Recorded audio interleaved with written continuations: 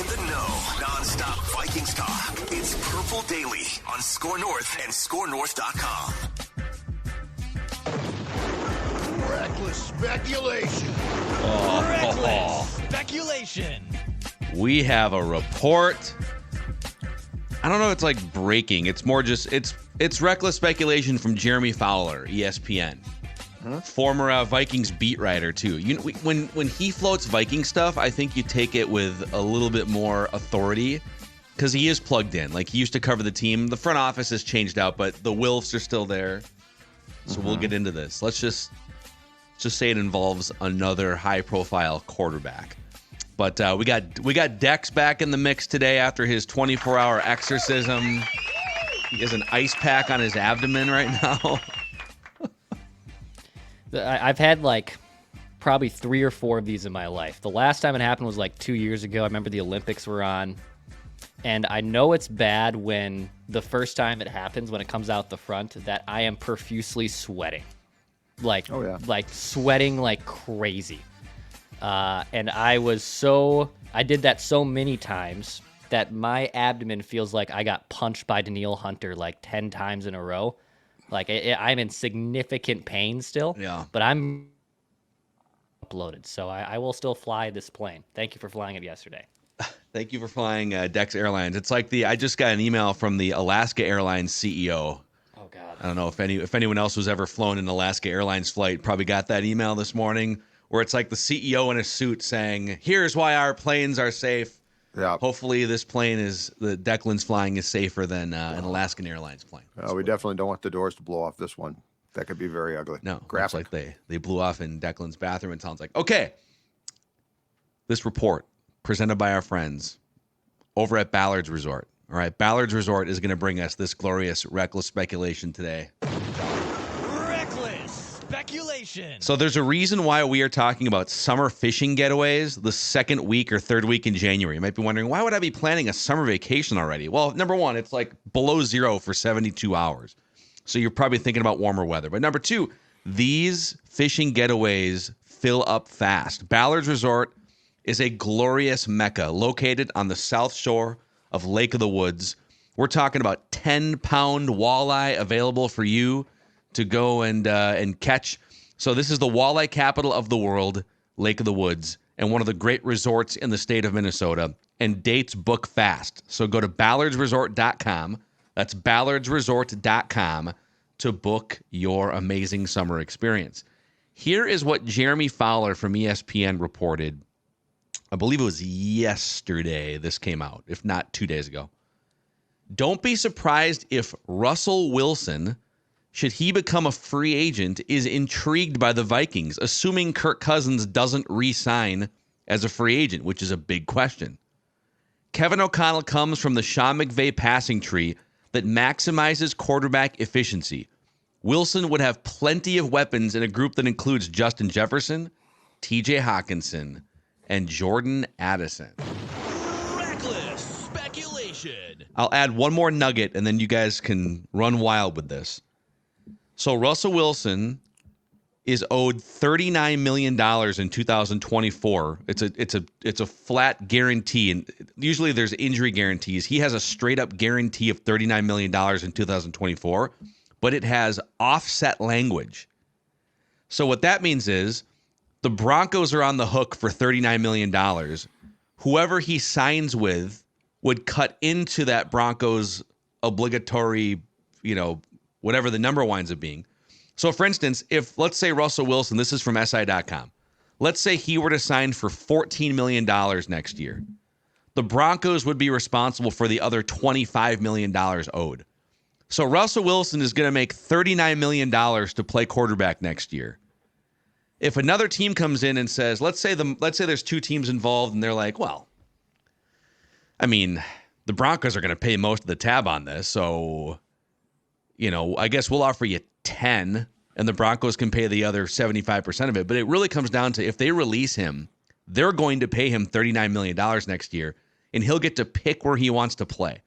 And you'll probably have to take on some of it, but it wouldn't be all that expensive, I guess, is what I'm saying. So as we continue this conversation about Kirk Cousins and what will his future be, will the Vikings bring him back? This is the first time another name has popped up in a credible report.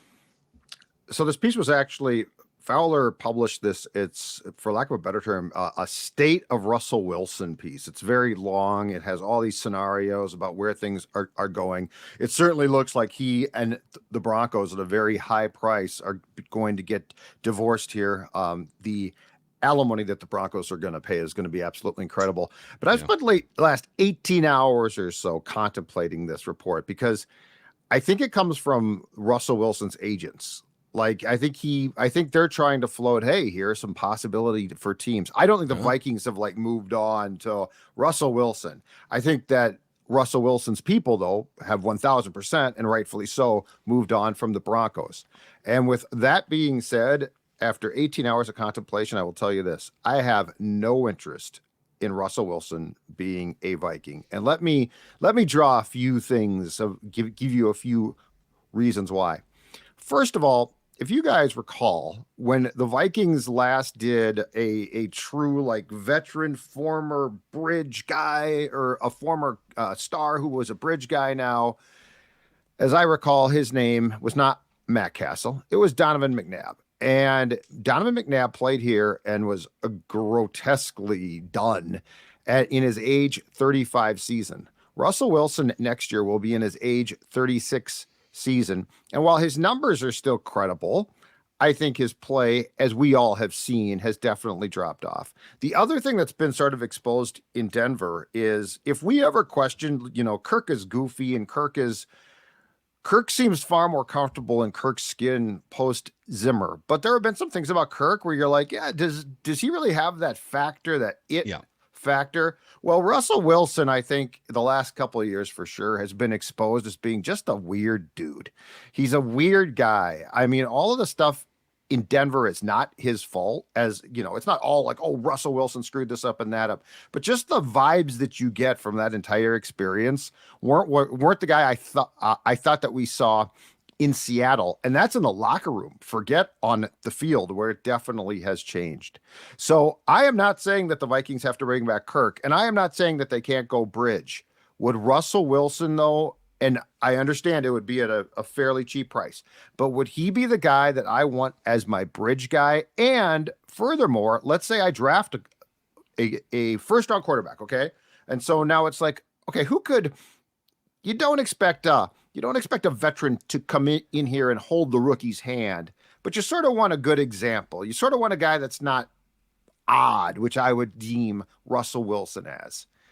I don't think Russell Wilson, if I'm Kwesi Adofo-Mensah or Kevin O'Connell, is my choice there. So I am out on this idea of a year or so of Russell Wilson. I think he'll play for sure. I would not want him on my team. Okay. I have a couple of thoughts and comebacks to what you said, but Declan, are you generally interested in, if this is all predicated on, if Kirk Cousins decides, hey, Atlanta's the play, hey, Bill Belichick just became the Falcons head coach and they're not ready to jump back into a young quarterback. Let's say Cousins is gone. Russell Wilson.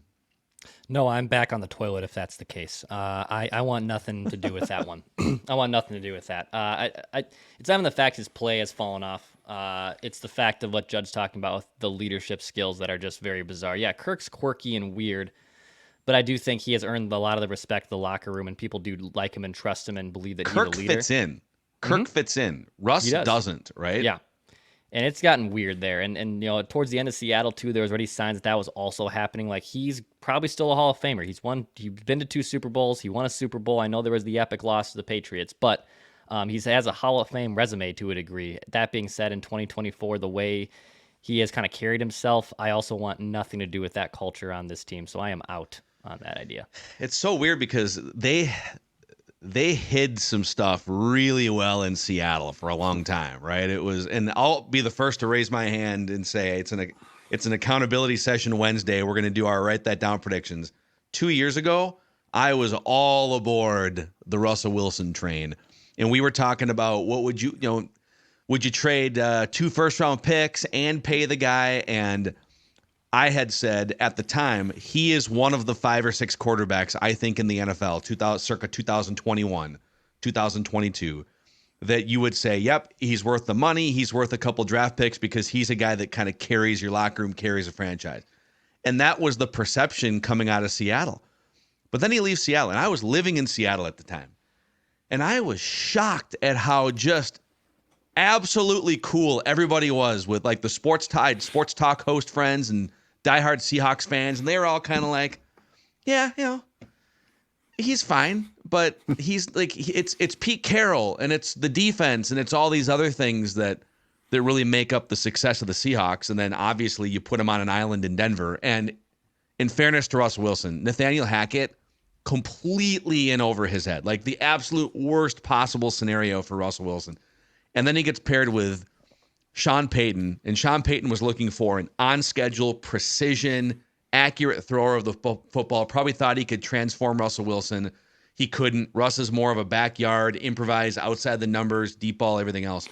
So in fairness to Russ, this has been kind of a bad combination of coaches and infrastructure since Seattle. But to answer the question, if he is super, super cheap, okay? And again, I go back to the offset language thing here, that if the Broncos are going to pay $39 million and maybe you only have to pay like $5 million and he's a $5 million one-year option at quarterback, I'm open to it. Totally open to it. If you start to look at some of the, like, just the measurements and some of the numbers, he's not the same guy as he was 3, 4, 5 years ago. But accuracy rate. So that is take away drops, take away mostly drops, I guess. How accurate are you as a passer? Kirk Cousins was first in accuracy rate before the injury. Russell Wilson was third. Cousins was third in passer rating. Russell Wilson was ninth. So, there's some things that still show you he can still play a little bit. So it's only a conversation for me if Kirk is gone and if Russell Wilson costs almost nothing and he becomes a guy on a one-year deal that you take a flyer on. But I think gone are the days where you're bringing in Russell Wilson for 3 years to be your franchise quarterback to lead you to some promised land, right? Absolutely. What I don't want though is, so I'm assuming that if Kirk leaves and you're going to like make a move for a bridge like this, that you are going to draft a quarterback high. And with what we've learned about Russ, I don't necessarily, I don't expect the veteran to like take the rookie by the hand and be like, here's how you beat me out. Here's how you do this. But I do want a guy that he can look at in the quarterback room. And right now, I am very uncertain that Russ is that guy. Like I thought previously for a long time, I'm with you in Seattle. I thought, oh my God, look at how this guy does things. Yeah. Looks fantastic. But then all of this weird stuff. And I mean, it also comes down to this. Kirk is quirky. Russ is weird. The fact that the Broncos, like somebody leaked that Broncos country let's ride thing, which just became a meme, like mocking Russ. That whole thing was like very odd. Like you don't see that leaked of quarterbacks who are respected. There's just a lot of. What would things he with say him. if he were here then? He would say he'd get done with his press conference and say like Skull Vikings, let's Skull yeah. Skull Vikes, I guess. He'd say Skull. Right. Yeah. But yeah, I don't think I have an interest in him being in my building as I'm building things. Also, and I'm not saying this can happen to Kirk, but this is where our quarterback goggles got absolutely twisted with the Drew Brees, the Tom Brady's, and the Aaron Rodgers of the world of once you hit 35, you can still play at that level into your late 30s. Russ dropped off a cliff. That wasn't just a gradual drop off like McNabb to a degree. This was a dropping off a cliff. So, and maybe Kirk comes back from his Achilles and still Kirk Cousins, but we also, as football fans, have to assume that not everyone can play into their mid to late 30s, and Russell Wilson is probably a good example of that too. The two of the best trades ever were opening day in whatever year that the Eagles shipped McNabb to Washington, and the Seattle-Denver trade of Russ, because they both of those teams like clearly saw things and they're like, okay, we're done now. Yeah. And those two trades, because there's a very similar vibe to me, because you know what? Say all you want about McNabb, but when he was at his heights, he was a damn good player. Like he was a really good, and then I remember covering the game. I think it was in 2010. Washington was playing the Vikings, and if I'm not mistaken, it's a game that Les won. So Brad had been fired, That's right. and Frazier won the game. And I remember I was there watching McNabb, and I'm like, "Oh my God, he's terrible!" And then the Vikings signed him. Yeah. It's like, "Oh my God, this." And despite the fact that the Broncos beat the Vikings, the majority of that Sunday night game, I did not for a second watch Russ playing and think, "Oh, this is some vintage Russ." I was actually more ticked off that the Vikings allowed the Broncos to drive and win. Like against the Seahawks back in the day when Russ got the ball late, it was sort of like, okay, here we go. It's going to be Russ, right? Russ is going to cook. This time around, I'm like, you're really going to let him beat you? So yeah, and I would say that he's not as bad as maybe the first year in Denver perception. He's been much better this year. He was much better this year than he was last year. But I found this from Brett Coleman, Brett Coleman's name came up last week because he had the report on the Mina Kimes podcast about the Vikings trying to trade like multiple first round picks to move up to get Anthony Richardson. So he had this nugget about Russell Wilson. And this is where it just wouldn't be a fit with Kevin O'Connell's scheme too. Not that it matters anymore, but just in case you are wondering, Russell Wilson finished the year with 18 total intermediate completions in between the numbers. So intermediate meaning 10 to 20 yards in the air between the numbers, which is for the Kevin O'Connell system, that is a prime area. Think as you're watching Vikings games, how many KJ Osbornes and Justin Jeffersons and Hawkinsons in that range. So 18 completions all season, intermediate between the numbers. Kirk Cousins, since joining up with KOC, has 72 of those. yeah. So he feasts on that part of the field. Yep. So it probably just isn't really a fit. So, but since we're on the subject here, because this report kind of sparked who would be a bridge quarterback option if it wasn't Kirk Cousins, I'm going to give you guys a list here. It is a plentiful list of names you recognize. Always is. Dude, it's like the juiciest list. When I say juicy, I mean like bridge juicy, not franchise quarterback. Fast food, right? Yeah. Fast food. Yeah. It's not bad. These are bad for you. By my count, and there might be more, there's at least 12 guys here who've been longtime starters, who've been short-term starters, or who've been high-end backups, or were thrust into like a playoff race this year even, or even started playoff games this year. And you just give me a yay or a nay. Would you be interested in these guys as bridge quarterbacks? Okay. Ryan Tannehill. Yay. It's like 36. Yeah, I mean, not like I'm jumping for joy. Yeah, but these would all be like 1 year, under $10 million. Yep. Black and white, bridge guy, yes. Yay. Yay. Yay. It's a yay? Yeah. I think it's a yay for me too.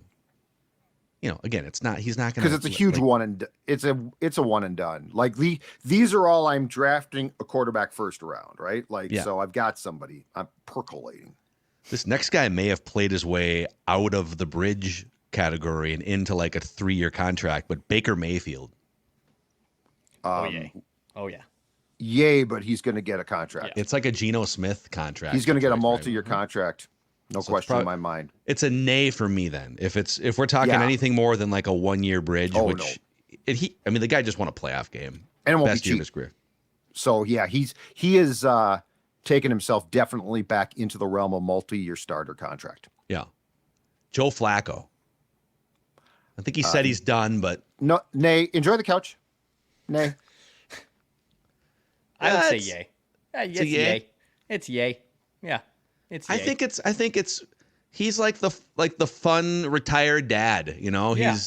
He like sold his company and he's got a bunch of money and he just kind of messes around all day, plays golf in the morning. I think he's back to being done, so I think you're probably right about that part. It's a yay for me because it'd be fun. I think he would take on to the mentorship aspect of it. He knows where he's at in the NFL at this point. Jacoby Brissett.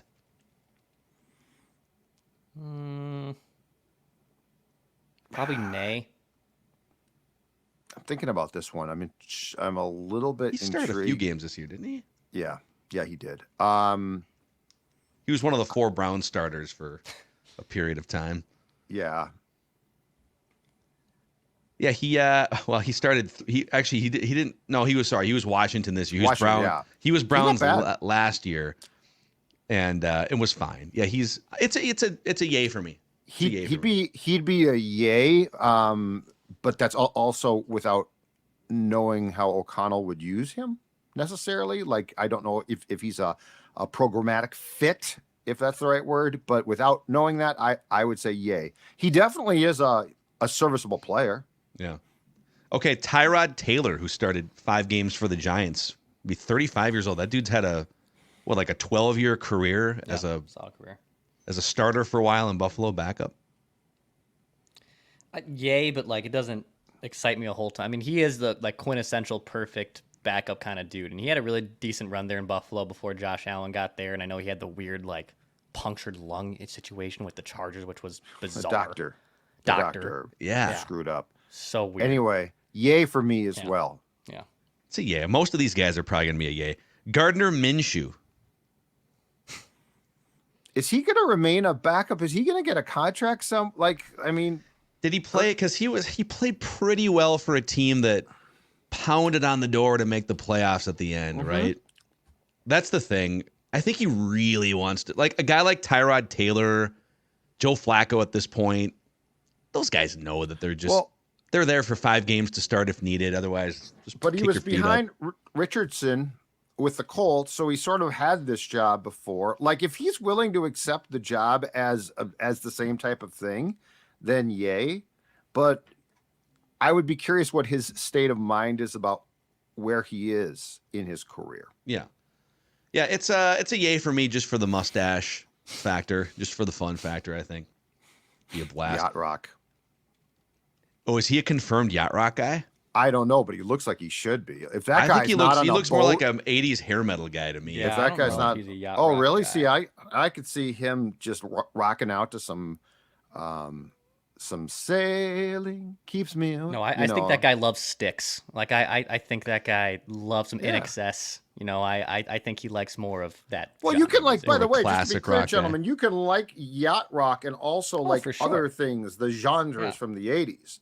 Yeah, I mean, I dabble in all that stuff, man. 80s hair, yacht rock. Recently, have I gotten into like 80s music? Only in the last year, like literally. I've only because you were born after the 80s, so it was true. But I love the Beatles. I love all their music from other generations previous because of my parents. But only recently have I gotten into like the classic, just classic 80s pianos type of music. I love. Oh God.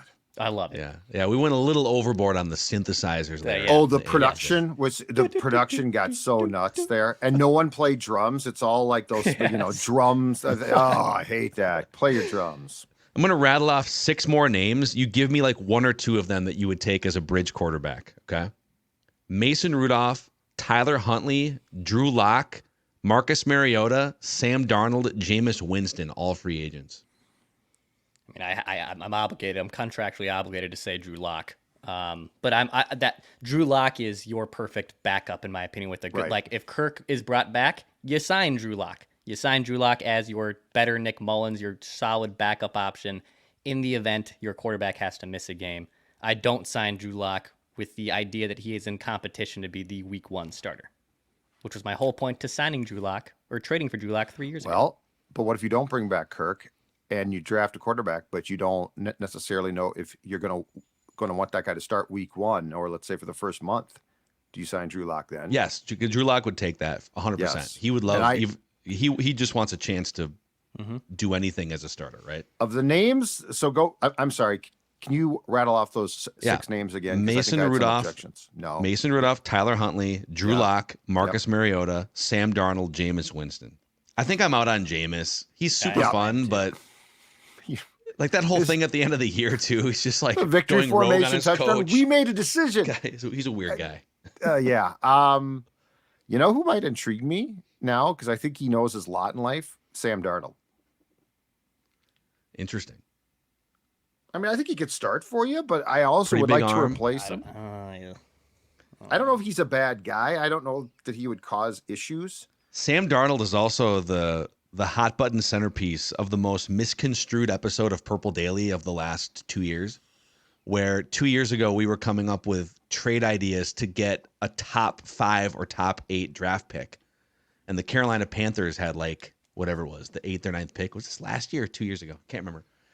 And one of the ideas that was floated on this show was, what if you traded whatever it was to the Panthers, Kirk Cousins, I guess. It was Kirk Cousins to the Panthers to get the 7th overall pick, and you take on Sam Darnold's contract, and maybe he's a bridge quarterback for you, right?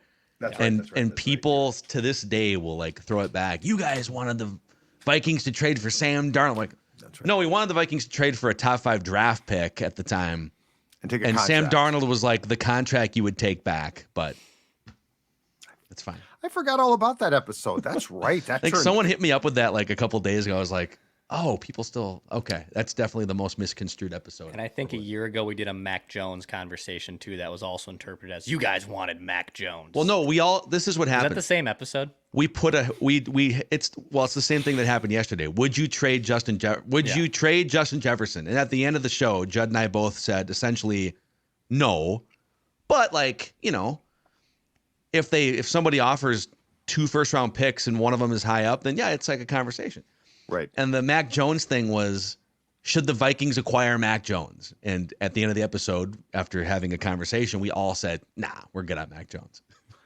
Well, the other people thing get very triggered by questions being posed in 2014. They definitely do. And I think the thing that people don't really get about this thing too is we're talking about, in some cases, if you take a quarterback with potential, right, who hasn't gone off a cliff yet, and you put him in an environment with a coach that you trust and think could do a good job. Like the Patriots, where the Patriots had Matt Patricia in charge of their offense last year, okay? Did the Patriots, after Mac Jones had a decent rookie year, really help him? So like if you put him, take all of these high draft pick QBs and put them in environments where they're cultivated, where they're helped along, Bryce Young, here's my guess. Carolina didn't do him any favors. They fired the coach that drafted him or was supposed to develop him. And the GM. Yeah. So like we always think, well, this quarterback failed. All quarterbacks fault. And yes, there's culpability there, right? But there's also, for instance, and I'm not saying this kid's not a meathead because he probably is. Zach Wilson. Is Zach Wilson in the Jets environment in a great place? Or was he in a great place? Can I say no, and I have no interest in Zach Wilson? Yes. Same for Mac Jones. You're 100% right, and I'm good. Agreed. And now on Mac Jones, I'm out because I think he might have been destroyed.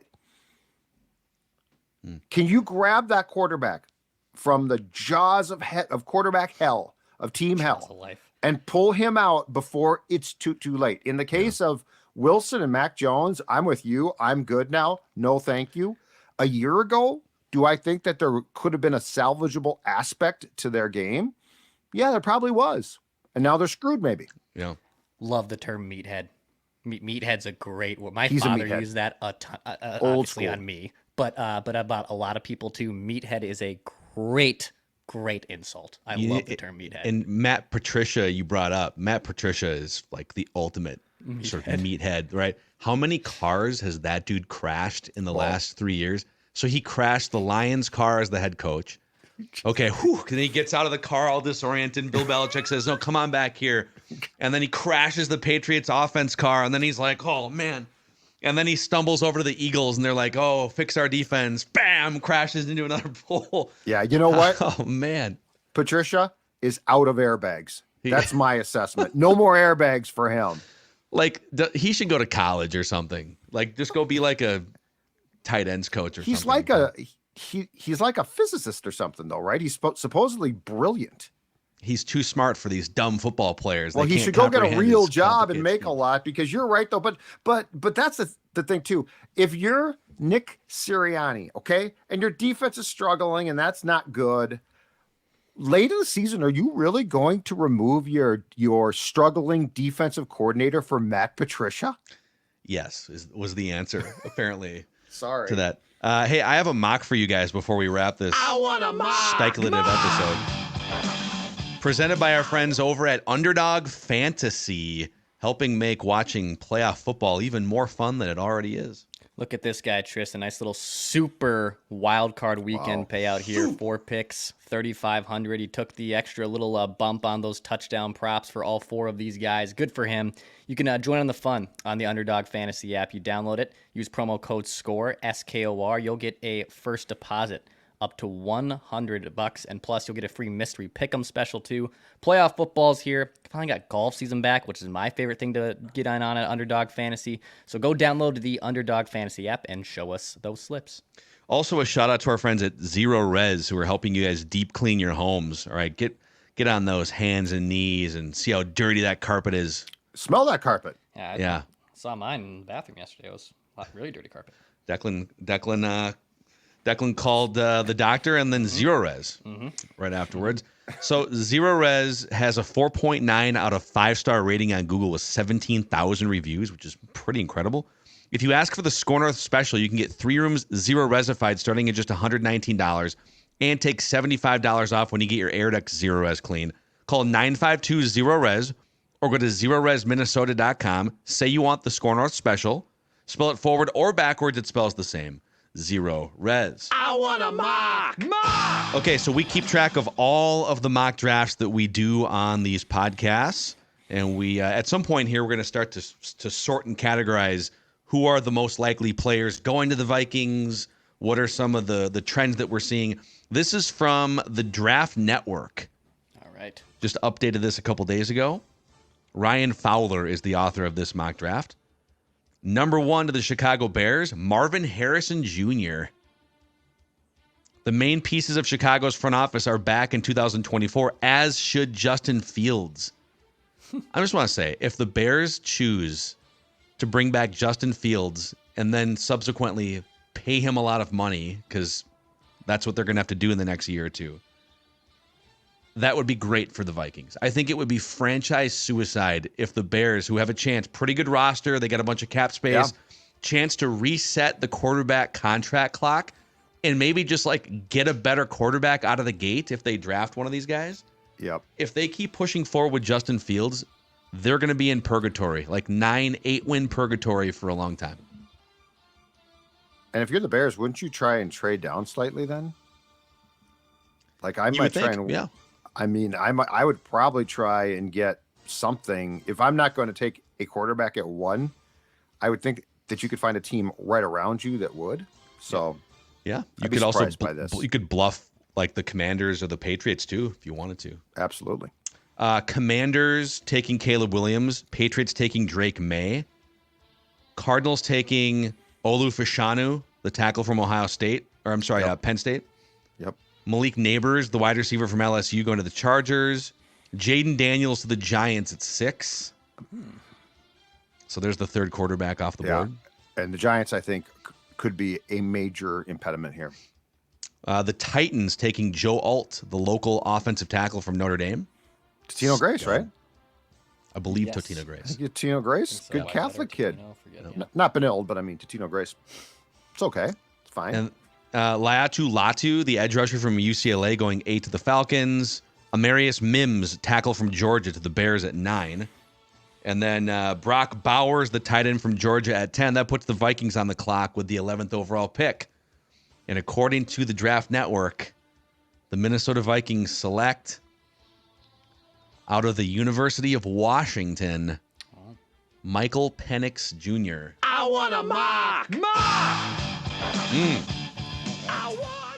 So here's the write-up. Michael Penix Jr.'s eval remains iffy for me, but I love this spot if it were to come to fruition. Similar to his time at Washington, with receivers all over the place, charting the trio of Justin Jefferson, Jordan Addison, and TJ Hawkinson presents a floor for immediate success. Improvement is needed in his mechanics, engaging core and lower half. Football. Okay. And comfortability amongst chaos, but his fundamental arm talent is sensational, and he is the class's top vertical passer available. So, interesting. And then Bo Nix, by the way, goes 12th to the Broncos. So 5 quarterbacks in the first 12 picks, according to the Draft Network. Did you say comfortability among chaos? I did. Oh God, I'm gonna I use also that. skipped showcasing excellent layering ability and the knack for changing speeds to attack different windows. Football. Comfortability among chaos could be used in Great the one. daily lexicon for numerous things. Oh man, that's what we pride ourselves on I might here start at to Purple use that Daily. with Dawn. Honey, when she gets you mad, need I'm to gonna be improve like, your comfortability among chaos. I have complete comfortability among chaos, sweetheart. Do I don't know you? about you, but I do. So good luck saying that to your wives at home. I want a mock. I love it. So Michael Penix going All 11 there.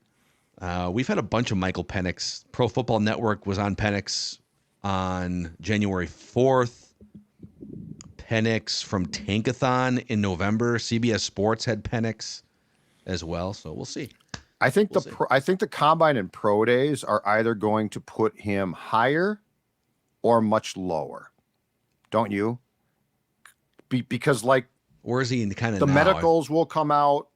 That's going to be important with two torn ACLs, and when he has his pro day, if he impresses or doesn't impress, Yeah. like I could see him going up, or I could see him going down from where that mock draft had him at 11. I don't even know where he technically is now because I've seen him everywhere from second round up to like I know. sixth, with like the Giants getting weird. So yeah, he's the one where his range is probably the widest of all these quarterbacks. But that's a wrap on this speculative episode. Let us know in the comments section among those bridge quarterbacks and even like the Russell Wilson stuff. What do you guys think? Let us know, and we'll see you on the Write That Down edition of Purple Daily also today. Daily Vikings entertainment. We just want the Vikings to win a Super Bowl before we die.